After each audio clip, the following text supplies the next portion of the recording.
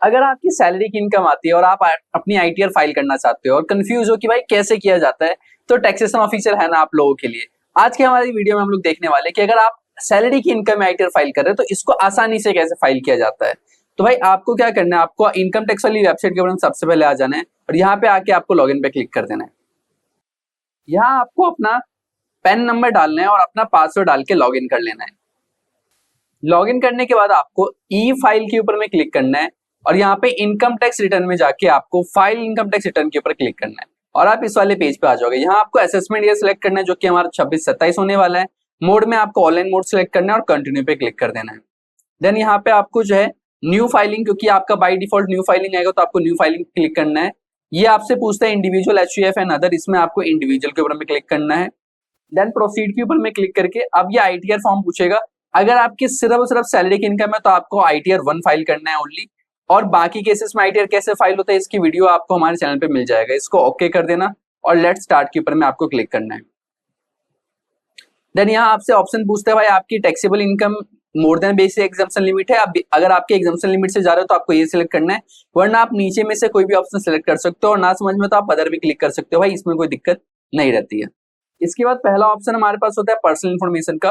Personal information के ऊपर में आपको क्लिक करके सब कुछ वेरीफाई करना है। इस साल से इसमें जो है एक और चेंज आ गए, यहाँ पे सेकेंडरी एड्रेस का भी आपसे पूछता है तो उसकी डिटेल भी याद से एडिट के ऊपर में क्लिक करके उसकी डिटेल भी यहाँ पे फिल कर देना। उसके बाद आपको यहाँ पे एम्प्लॉयमेंट टाइप में सिलेक्ट करना है। आप अगर गवर्नमेंट एम्प्लॉय हो तो आपको ऊपर ऑप्शंस मिल जाएंगे, अगर आप गवर्नमेंट एम्प्लॉय नहीं हो तो आपको नीचे अदर के ऊपर में क्लिक करना है। उसके बाद आईटीआर में आपको यहाँ पे 139(1) सेलेक्ट करना है, और अगर आप न्यू टैक्स स्ट्रीम को ऑप्ट करना चाहते हो तो आपको यहाँ पे नो पे रह देना है, और अगर आप नए टैक्स रिजीम में फाइल, अगर आप ओल्ड टैक्स रिजीम में फाइल करना चाहते हो तो आपको यहाँ पे यस पे क्लिक करना है। ठीक है, उसके बाद नीचे आके बस कंफर्म के ऊपर क्लिक कर दो। इसके बाद आपको सेकंड जो है कॉलम फिल करना है वो है अपना ग्रॉस टोटल इनकम।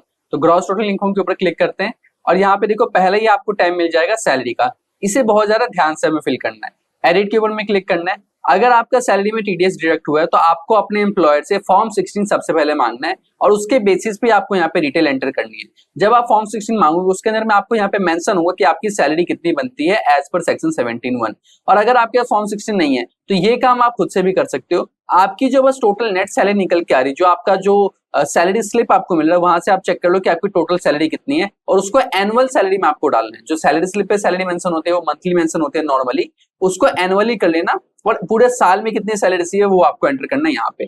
अगर आपको कुछ परक्यूजिट वगैरह रिसीव हो रहा है तो उसकी एंट्री आपको यहाँ पे करनी है, और अगर आपको प्रॉफिट मिल रहा है इन लिeu ऑफ सैलरी तो उसकी एंट्री आपको यहाँ पे करनी है। देन नीचे आपको यहाँ पे एग्जाम्पशन अलाउंसेस का ऑप्शन मिल जाएगा। अब ध्यान से समझो, अगर आप लोग ओल्ड टैक्स रिजीम में फाइल कर रहे हो तो आपको कुछ अलाउंसेस डिडक्शंस मिल जाते हैं यहाँ पे, बट अगर आप न्यू टैक्स रिजीम में फाइल करते हो तो आपको यहाँ पे नहीं मिलते हैं। ठीक है, इस चीज का बहुत ज्यादा ध्यान रखना।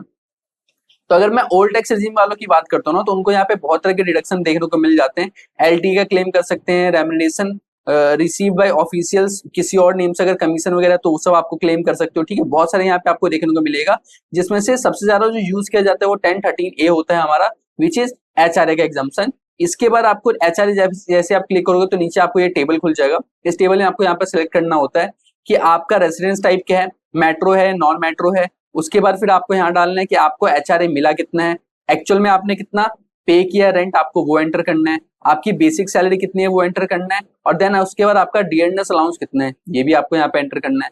उसके बाद जो है आपका यहाँ पे आपको एंटर करना होता है 50 और 40%। ठीक है, अब ध्यान से सुनो, 50% जाता है मेट्रो सिटी का, 40% जाता है नॉन मेट्रो सिटी का। ठीक है, वो यहाँ पे एंटर कर देना। उसके बाद यहाँ पे देखो ये स्टैंडर्ड डिडक्शन आपका ऑटोमेटिकली कैलकुलेट हो जाता है। जैसे अगर मैं ऊपर एंटर कर दूं ना अमाउंट, ठीक है, तो यहाँ पे आप देखोगे तो आपका जो है यहाँ पे स्टैंडर्ड डिडक्शन पहले ही आ जाता है। अभी 50,000 का डिडक्शन आ रहा है क्योंकि मैंने ओल्ड टैक्स रिजीम को ऑप्ट किया था। अगर मैं न्यू टैक्स रिजीम को ऑप्ट करता तो यहाँ पे 75,000 रुपए तक का मैक्सिमम डिडक्शन देखने को मिलता। ठीक है, उसका एंटरटेनमेंट अलाउंस भी मिलता है बट वो गवर्नमेंट एम्प्लॉय को मिलता है। बस प्रोफेशनल टैक्स अगर आपका कुछ डिडक्ट हुआ तो आप यहाँ पे एंटर करके सेव पे क्लिक कर देना। उसके बाद भाई आपकी आईटीआर जो है सैलरी वाली जो है आपकी आईटीआर जो सैलरी की डिटेल रेडी हो जाती है। देन नीचे आपको इस पे सेव पे क्लिक करके इसको कंटिन्यू करना है। उसके बाद आप नीचे आ जाओ, एक मिनट, ये यहाँ पे एरर दे रहा है।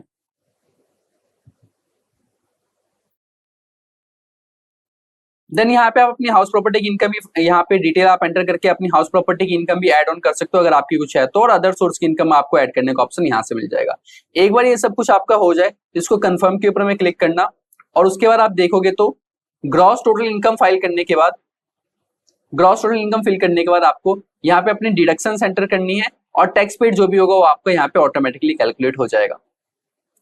तो अभी हमने समझा कि भाई अपनी सैलरी की इनकम में आप कैसे कैसे डिटेल एंटर कर सकते हो। बाकी इसके बाद जो है आगे का जो प्रोसेस होता है डिडक्शन क्लेम करने का या टैक्स पेमेंट वगैरह का, वो सब के लिए भी हमने डिटेल वीडियो पहले बना दी है। बट अभी के वीडियो का सिर्फ ये इंपॉर्टेंट था कि आपके सैलरी की इनकम को कैसे आपको यहाँ पे एंटर करना है। तो आई होप आप लोग समझ में आया होगा। अगर आपके कुछ भी क्वेरी है, कुछ भी डाउट है, तो आपको बस इस वीडियो के नीचे कमेंट कर देना है, आपकी क्वेरी को रिजॉल्व किया जाएगा।